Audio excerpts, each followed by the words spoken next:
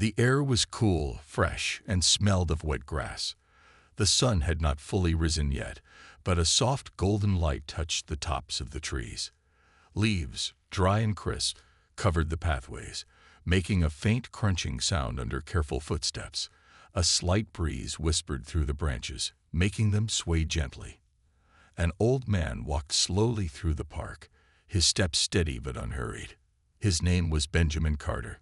He was 74 years old, a retired history professor, and someone who had lived in this neighborhood for more than 30 years. He had a habit of waking up early, dressing neatly in his brown tweed coat, and coming to this park before the world got too noisy. In his right hand, he carried a small leather journal, the pages filled with words from years of thoughts, stories, and memories. In his left, he held a cane, though he rarely used it unless his knee ached from the cold. His face was lined with age, but his deep brown eyes held a quiet strength. As he reached his favorite bench near the pond, he sighed softly. This was his place, the place where he could think, remember, and write. He sat down, adjusting his coat as he opened his journal, ready to capture another morning's thoughts. Then something made him pause, a presence, a shadow. He turned slightly, sensing someone watching him. The sound of boots on gravel broke the quiet. Slow, heavy steps, the kind of steps that made people feel small before they even knew why. Benjamin looked up. A police officer was walking toward him. The man was tall and broad-shouldered, wearing a dark blue uniform that fit perfectly over his strong frame. His name tag read B. Mitchell. He looked to be in his late 30s, with sharp blue eyes that scanned everything around him with a kind of rigid control. His right hand rested near his belt, close to his baton and radio. Benjamin's fingers tightened slightly around his journal. He knew that stance. He had seen it before. The officer stopped in front of the bench, standing too close. He didn't smile. "Morning, sir," he said, his voice even but lacking warmth. Benjamin nodded. "Good morning, officer." Mitchell's gaze didn't move away. He looked Benjamin over, from his cap to his polished shoes.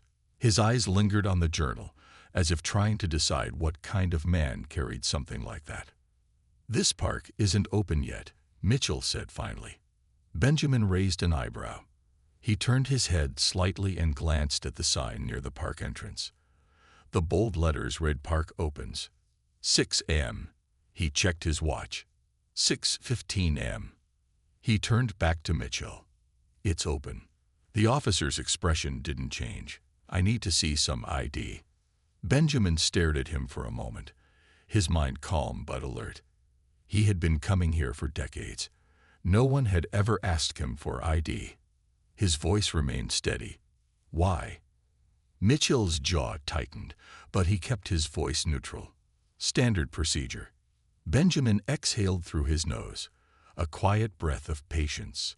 He could feel something unspoken in the air, a weight pressing between them. He glanced around the park. A young woman was jogging along the path. An elderly couple walked their dog near the fountain. A teenage boy sat on a bench with headphones in, scrolling through his phone. None of them were being questioned. Only him. A thought passed through his mind, old and familiar. Some things never change. He shifted slightly on the bench. His hands, though relaxed, did not move toward his pocket. "I've been coming to this park every morning for years," he said, keeping his tone polite but firm. "I've never been asked for ID before." Mitchell didn't flinch. "I'm asking now." Benjamin considered his options. His father had once told him, long ago, never make sudden moves when someone doesn't trust you, even if you've done nothing wrong. Slowly, he reached into his coat pocket. He moved carefully, making sure there was no misunderstanding. His fingers brushed against the leather wallet. Mitchell's hand shifted slightly near his belt. His stance changed, just a little, but enough for Benjamin to notice. It was in that moment that he felt it, the weight of history pressing down on this single moment. A lifetime of lessons, warnings, and stories whispered in cautious voices. He had lived long enough to know how quickly things could turn. Then, a flicker of movement caught his eye. Behind a tree, someone was watching.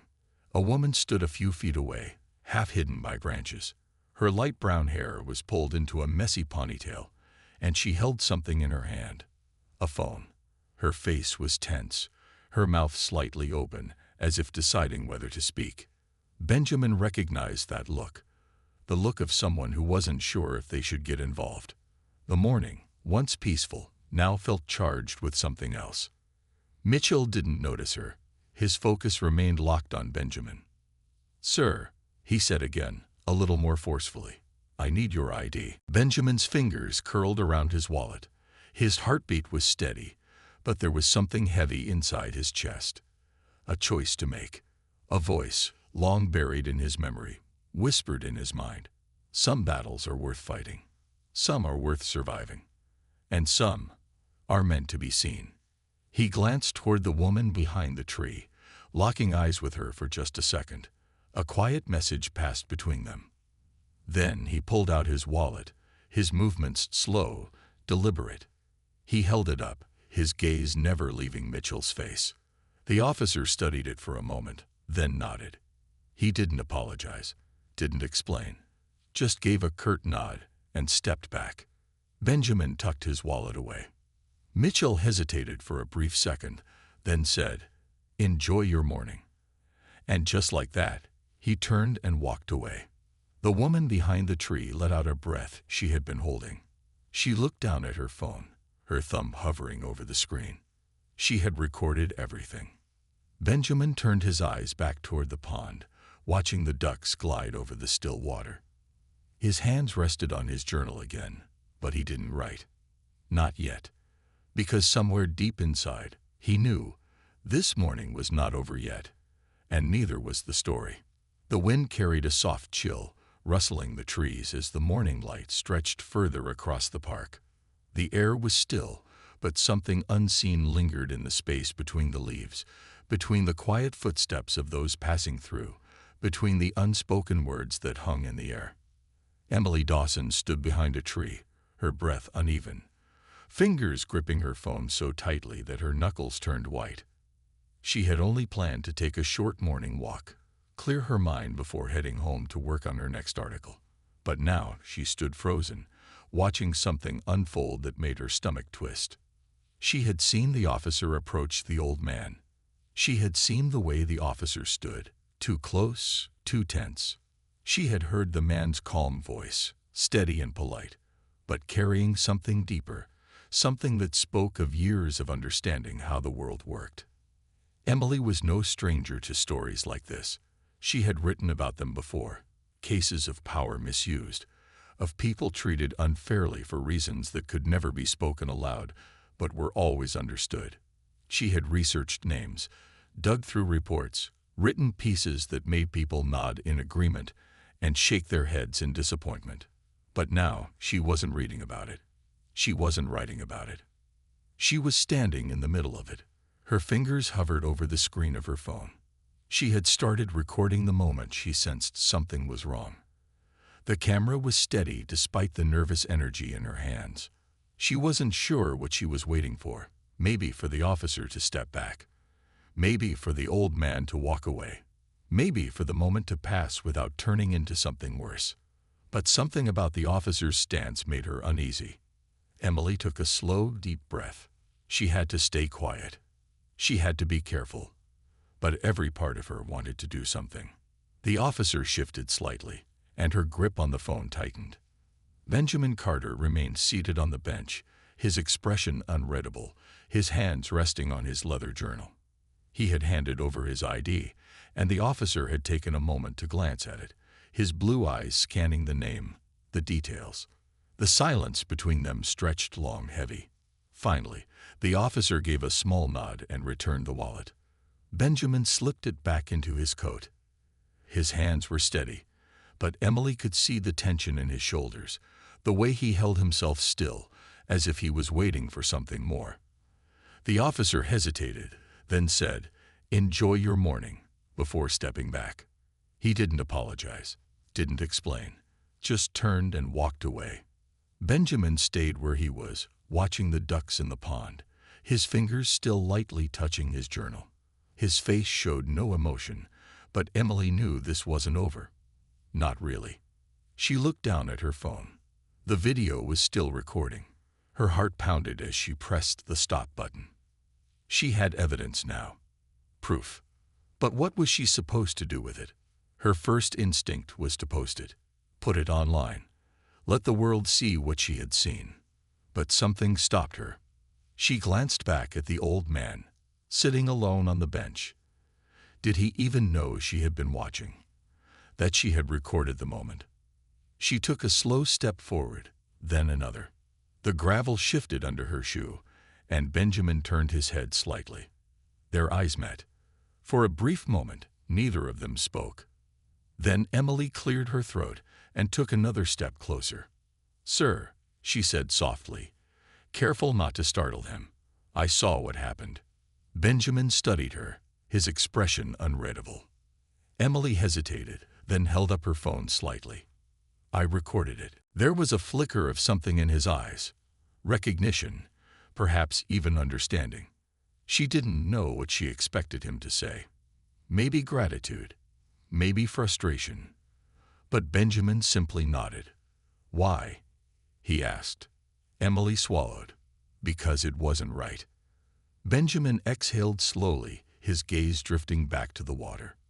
"No," he agreed, his voice quiet. "It wasn't." For a moment, the only sound was the wind moving through the trees. Then Emily sat down on the bench beside him, still holding her phone in her lap. "I'm a journalist," she admitted. "I write about things like this." Benjamin gave a small, knowing smile. "And now, you're part of one." Emily glanced down, her fingers brushing against the edges of her phone. "I don't know what to do with this video. Should I post it? Should I keep it?" Benjamin didn't answer right away. He looked out at the pond, his fingers tapping lightly against the cover of his journal. "I've seen a lot in my life," he said finally. "I've seen stories come and go. I've seen truth be spoken, and I've seen it be ignored. The question isn't whether people will see it." He turned back to her. "The question is, will it change anything?" Emily felt a chill run down her spine. Would it? She had seen so many videos like this before. Some made headlines. Some were forgotten within days. Would this be different? She looked at Benjamin, at the quiet strength in his face, at the years of knowledge in his eyes. She thought about the officer, the way he had looked at Benjamin, the way he had walked away, unshaken, unbothered. Emily took a deep breath. "I think people need to see it," she said. "Maybe it won't change everything, but it will make them think." Benjamin nodded slightly, as if he already knew that was what she would say. "You do what you think is right," he told her. "But remember, truth carries weight. Be sure you're ready for what comes with it." Emily nodded. Then, for a moment, they sat in silence. The world moved around them. The birds still sang. The leaves still rustled. The water still rippled. But something had shifted. Something had started. And Emily knew that whatever happened next, this morning was only the beginning. A heavy silence settled between them, stretching across the bench like an invisible weight. The world outside moved on. Birds chirped, joggers passed by, and the sun climbed higher into the sky. But for Benjamin Carter and Emily Dawson, time seemed to slow, as if waiting for something to happen. Emily's fingers hovered over her phone screen, the recorded video still open. The pause button sat there, simple yet powerful. It held the weight of a decision she wasn't sure how to make.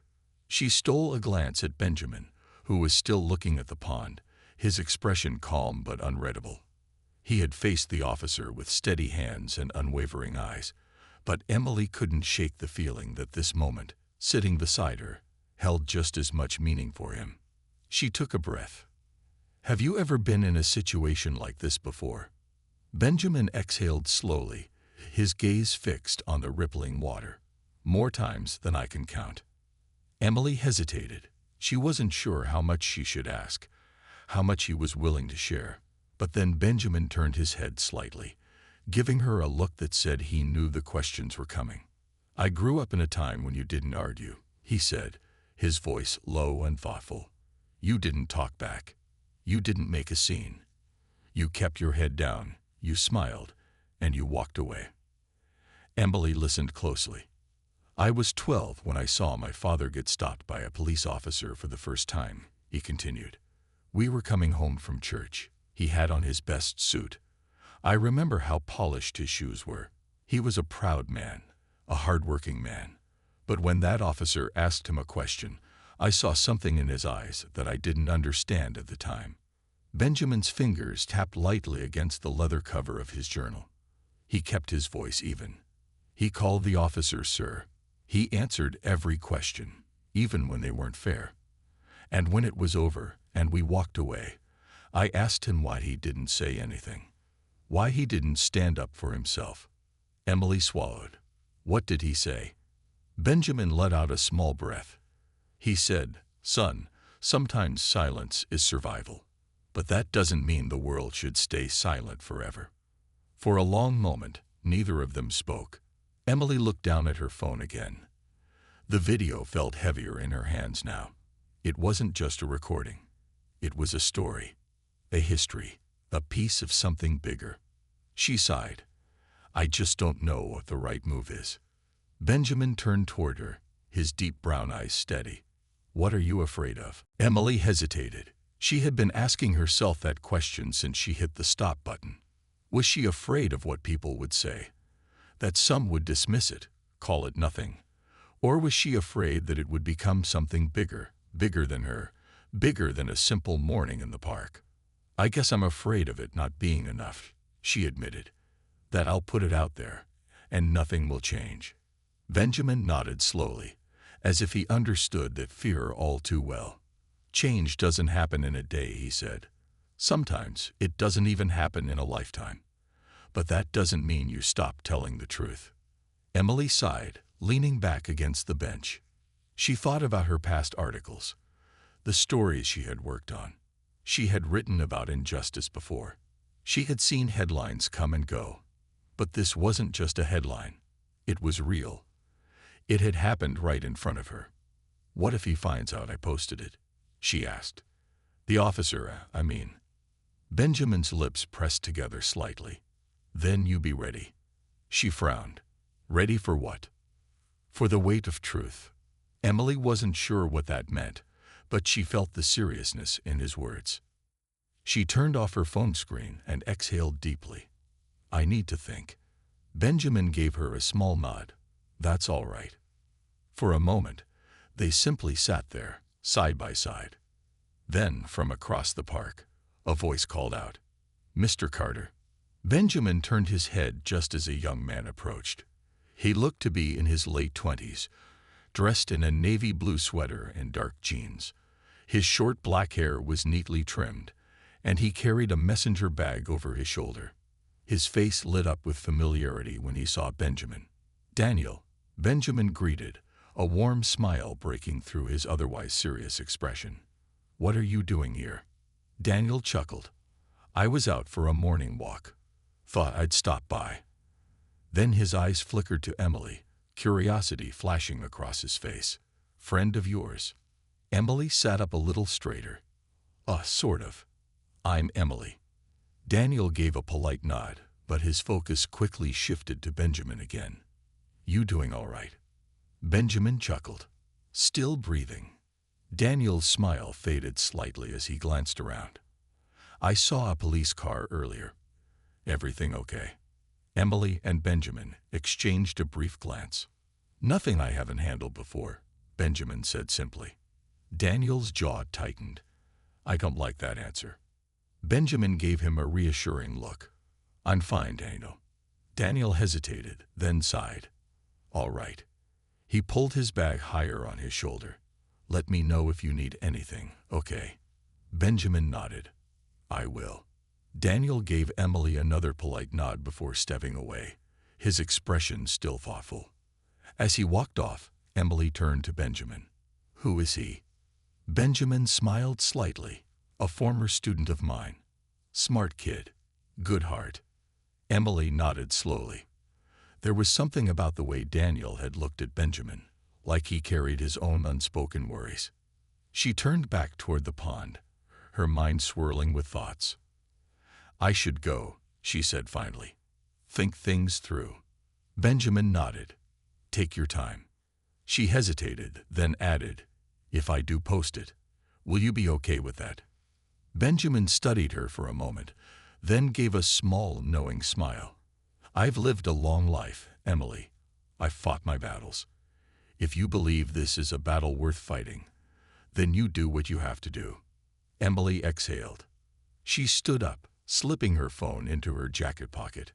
"Thank you, Mr. Carter." Benjamin nodded. "Be careful out there." She offered a small smile before turning and walking away, her footsteps steady but her mind racing. As she left the park, she could still feel the weight of the morning pressing against her. The choice wasn't easy, but the battle had already begun, and now she had to decide if she was ready to fight it. The city felt different today. Emily walked down the street, her hands deep in her jacket pockets, her thoughts tangled like threads she couldn't pull apart. The sounds of the city, honking cars, distant chatter, footsteps on pavement, felt sharper, more present. Or maybe she was just more aware. She had left the park an hour ago, but Benjamin's words still echoed in her mind. "Be ready for the weight of truth." She had replayed the video twice, watching the way the officer had stood, the way Benjamin had stayed calm, the way the tension had settled like a storm cloud that never fully broke. The clip wasn't dramatic. No shouting, no violence. But that was what made it so unsettling. It was quiet, subtle, yet heavy with meaning. And she had caught it all on camera. Now the question remained, what would she do with it? She was deep in thought when she noticed something. Someone was watching her. It was a feeling more than a realization at first, a slight prickle on the back of her neck, the sense of being followed. Emily glanced at the reflection in a shop window as she passed. A man, dressed in a dark gray coat, sunglasses covering his eyes, walking a short distance behind her. He looked normal, like any other passerby, but something about his presence made her uneasy. She quickened her pace. The stranger did the same. Her heart started to race. She wasn't being paranoid. She wasn't imagining this. She turned a corner, stepping into a small coffee shop. The bell above the door chimed as she entered. She moved straight to the counter, pretending to study the menu. A moment later, the door opened again. She didn't need to turn around to know it was him. Emily forced herself to stay calm. The barista, a young woman with bright red hair, smiled at her. "What can I get you?" Just a black coffee," Emily said, her voice steady. As she waited, she glanced at the man through the reflection in the glass display case. He wasn't ordering anything. He was just standing there, watching. The barista handed her the cup, and Emily took it, gripping it tightly. She turned and walked toward the exit, forcing herself to act normal. But as she reached for the door, the man finally spoke. "Miss Dawson." Emily froze. Her fingers tightened around the coffee cup. Slowly, she turned to face him. The man removed his sunglasses, revealing piercing blue eyes. His face was sharp, clean-shaven, his expression unreadable. He didn't look threatening, but he also didn't look friendly. "How do you know my name?" she asked. The man studied her for a moment before speaking. "You were at the park this morning." Emily's heart pounded. She tried to keep her face neutral. So were a lot of people. The man tilted his head slightly, as if amused. "You recorded something." Emily's breath caught in her throat. She swallowed. "I don't know what you're talking about." The man sighed. "Listen, Miss Dawson, I don't want trouble. And trust me, you don't either." Emily's grip tightened on the coffee cup, the warmth pressing against her palm. "Is that a threat?" The man shook his head. "It's a warning." She frowned. "Warning me about what?" The man took a step closer, lowering his voice. "Be careful with what you post. You may think you're doing the right thing, but not everyone will see it that way." Emily's pulse pounded in her ears. "Who sent you?" she demanded. The man exhaled, looking almost bored now. I'm just someone who knows how these things work. Emily's mind raced. Was he a cop? A journalist? Someone working for the department? I'm not scared of you, she said, though she wasn't sure if that was true. The man gave a small smile. Maybe not yet. He slipped his sunglasses back on and turned toward the door. But just before stepping out, he paused. One last piece of advice, he said. Stay away from Mr. Carter. Emily felt her stomach drop. Then, without another word, the man walked out, disappearing into the busy street. She stood there, her heart hammering, her mind reeling. What had just happened? She looked down at her coffee, her fingers still wrapped tightly around it. Stay away from Mr. Carter. Emily took a slow, steadying breath. No, she wasn't going to walk away from this. She had come too far. And now she was more sure than ever. This story wasn't just important. It was dangerous. The city lights flickered against the windows of Emily's small apartment as she sat at her desk, staring at her phone. The screen was dark, but her mind was racing. The stranger's words echoed in her head. Stay away from Mr. Carter. She didn't know who the man was or who had sent him, but one thing was clear. Someone wanted her to stop. Someone wanted her to drop the story, to forget what she saw that morning. But she couldn't. Emily pressed the power button on her phone, and the screen lit up. The video was still there, waiting. She had spent the last hour debating what to do. Should she post it? Should she wait? Should she call someone? Her instincts as a journalist told her to expose the truth. But fear, the kind she didn't want to admit, whispered in the back of her mind. What if posting it put Benjamin in danger? What if it put her in danger? She let out a breath, running a hand through her hair. She needed clarity. She needed to talk to someone who could help her understand what she was dealing with. Then, almost as if her thoughts had summoned him, her phone buzzed. An unknown number. Emily hesitated. Then, cautiously, she answered. Hello. A pause. Then a deep, familiar voice spoke. You're in over your head, Emily. She stiffened. Who is this? A sigh on the other end. It's Daniel. Daniel, Benjamin's former student, the man she had met in the park. Emily sat up straighter. How did you get my number? I have my ways, he said. You need to be careful. You don't know what you're stepping into. Emily frowned. Why does everyone keep saying that? Because it's true. Daniel's voice was serious. This isn't just about an officer harassing an old man in the park. This is bigger than that. Emily's grip tightened on her phone.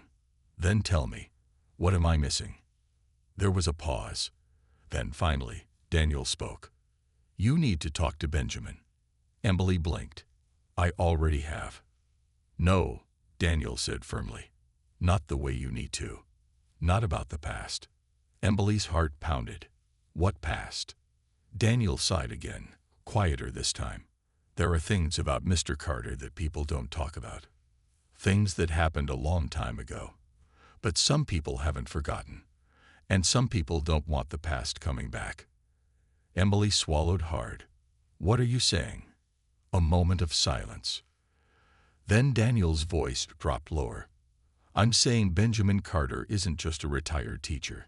Emily felt a chill run down her spine. What does that mean? She asked. Daniel hesitated. Meet me tomorrow, he said. I'll tell you what I can. But after that, you have to decide how far you want to go. Emily's pulse quickened. Where? The library. Noon. Then the line went dead. Emily slowly lowered the phone, her mind spinning. She had thought this was a simple case of an officer abusing his power. But now, she wasn't sure what she had stepped into. Benjamin Carter had secrets, and someone didn't want them coming out. Emily stared at her phone, the weight of the truth pressing down on her. She had wanted answers. Now she was afraid of what they might be. The cold air pressed against Emily's face as she walked toward the library. The city was awake, people rushing to work, cars honking in the distance, but Emily felt as if she was moving in a different world, one filled with unanswered questions and invisible threats. She had barely slept the night before. Every time she closed her eyes, she heard Daniel's voice in her head. Benjamin Carter isn't just a retired teacher. The words had unsettled her.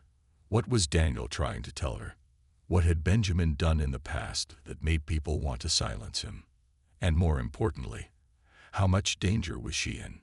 She pulled her jacket tighter around herself as she neared the library.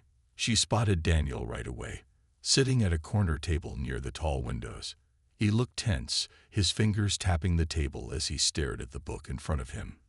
Though he clearly wasn't reading it, Emily took a deep breath and walked over. Daniel looked up the moment she pulled out a chair. His eyes were sharp, scanning the room before settling on her. "You came," he said quietly. "You called," Emily replied. Daniel exhaled, rubbing his hands together. "Listen," he said. "What I'm about to tell you, it's not something I should be talking about. But you need to hear it before you decide what to do next." Emily leaned forward. "I'm listening." Daniel hesitated. Then he spoke. "Mr. Carter was more than a teacher," he said. "He was an activist, the leader." Emily frowned. "An activist?" Daniel nodded. "Years ago, when he was younger, he was part of a movement that fought against police corruption, against injustice. He was one of the loudest voices." Emily felt her pulse quicken. "Why have I never heard about this?" Daniel gave a bitter smile.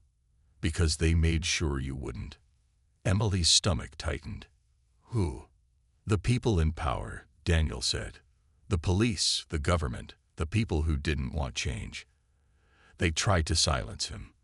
They arrested him on false charges, ruined his reputation, made sure his name disappeared from records. They forced him into hiding. He lost everything." Emily stared at him, her heart pounding. Benjamin Carter had been fighting for justice long before she ever picked up a camera. And now, after all these years, someone still wanted him silent. "Why does it matter now?" she asked. "Why would they still come after him?" Daniel's expression darkened. "Because the truth never stays buried. People remember. And when people like you start asking questions, they get scared." Emily felt a chill run through her. She thought back to the man in the cafe. The warning. The fear in Benjamin's eyes, that morning in the park. This wasn't just about a video. This was about something much bigger. Emily swallowed hard. "What do I do?" Daniel looked at her, his jaw tight. "You have two choices. Walk away. Delete the video. Pretend you never saw anything." Emily felt her stomach twist. "And the other choice?" Daniel leaned in, his voice low. "Expose them. Tell Benjamin's story. Show the world what's really happening. But if you do that..." He looked around, lowering his voice even more. "You need to be ready for what comes next." Emily stared at him, her mind racing. She had wanted the truth. Now she had it, and the weight of it was crushing. But deep down she knew there was only one choice she could live with. She took a shaky breath and met Daniel's gaze. "I'm not walking away." Daniel studied her for a moment, then nodded. "Then you need to be ready," he said. Because this wasn't just a story anymore. This was a war. The air felt heavier today. Emily could sense it the moment she stepped outside. It wasn't just the gray sky or the crisp wind brushing against her face. It was something deeper, an unspoken tension in the world around her, as if the city itself was holding its breath. She gripped her phone tightly, her heart pounding against her ribs. The video was ready. The truth was ready. Now it was just a matter of pressing a button. Her fingers hovered over the screen, her mind racing. Once she did this, there would be no turning back. A part of her still remembered the warning. The man in the cafe, his cold, piercing stare. "Be careful with what you post." But another voice, stronger this time, echoed in her mind. "Expose them. Tell Benjamin's story. Show the world what's really happening." She took a deep breath. Then, with steady hands, she pressed upload. The video went live. Emily watched the screen as the numbers started ticking up. Views, shares, comments. It was happening faster than she had expected. People were watching. People were listening. And then the phone rang. She flinched at the sudden sound, her breath catching in her throat. Unknown number. She hesitated for only a second before answering. Emily Dawson. The voice on the other end was calm, too calm. Her grip on the phone tightened. Who is this? A pause. Then, you just made a very big mistake. A chill ran down her spine. Did I? She said, keeping her voice steady. Another silence. Then the voice spoke again. You don't know what you've done. Emily's jaw clenched. I think I do. There was a click. The call ended. Emily pulled the phone away, staring at the blank screen, her heart hammering. She had expected backlash. She had expected fear. But she hadn't expected how fast it would come. She turned on the TV, her fingers fumbling with the remote. She flipped through the channels until she found the news. The video was already there. A reporter was speaking, standing in front of the city courthouse. Behind her, a crowd had gathered, holding signs, shouting. Emily's breath caught. It wasn't just a story anymore. It was a movement. People were demanding answers, demanding justice, and Benjamin Carter's name was finally being heard. Emily's phone buzzed again, this time, a message. It was from Daniel. Turn on Channel 5. Now. She quickly changed the channel. And then she saw him. Benjamin Carter. Standing in front of microphones, reporters gathered around him. His shoulders were squared, his face calm but determined. He looked stronger than she had ever seen him. She turned up the volume. I have been silent for too long, Benjamin was saying. But today, because of the courage of one young journalist, my truth is finally being told. Emily felt tears sting her eyes. I fought for justice once, Benjamin continued. And I will fight again.